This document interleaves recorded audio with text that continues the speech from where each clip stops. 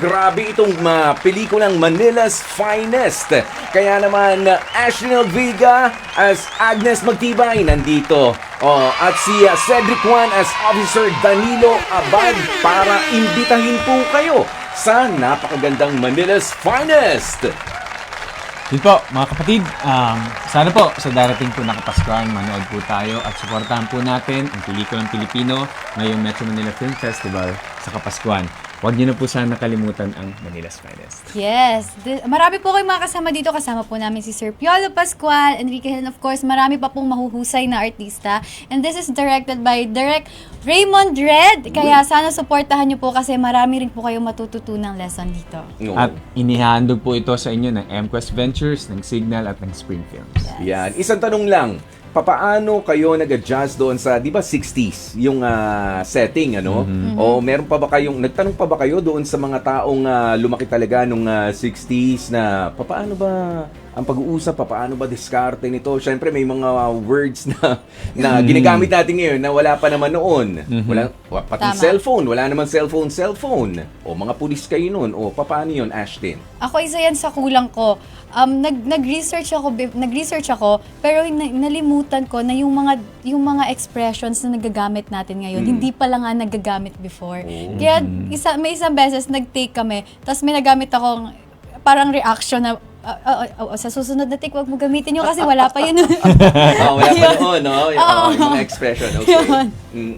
Cedric? Yeah, nandun yung mga kwentuhan with the writers, sila Sharon, sila Moira lang, na kung ano yung timeline. So, siya yung film ay late 60s, 1969 specifically. So, talagang nandun yung research. Siyempre, ang laking bagay ng production design, ng costume. Kasi talagang parang na-embody na namin yung time eh. So, ako as isa sa mga police, parte ng Philippine Constabulary, kahit pa paano tinanong ko yung sa mga magulang ko, and alam natin Philippine Constabulary, nandyan yan nung part ng martial law.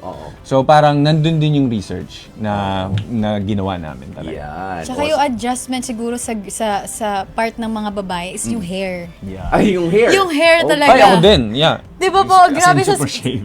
sa spray Kailangan net, nyo sa ba magpamada pagtis. noon, Cedric? Pamada ginamit mo? Oo, Kasi- may pamada pa naman pamada tayo noon ngayon eh. Oo. Yung maamoy? Oo, maamoy. Pero ngayon, iba naman. Iba yung ang amoy. ginamit. O sa Maamoy mga pa babae, din, pero iba.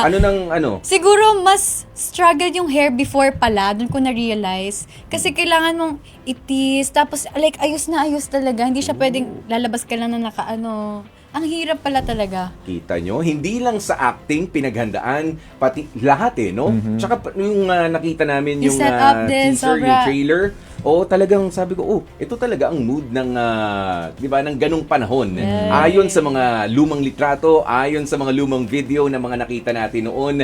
Kaya naman, isa yan sa mga panonoodin ko, no? Sa MMFF. Wow, salamat po. Manila's Finest, mga kapatid. Once again, invite natin, mga kapatid natin. Go ahead, Ashton and Cedric. Ayun po, muli iniimbitahan ko po kayo manood ng Manila's Finest. This December 25 na po yan. Kita-kits po tayo sa sinehan.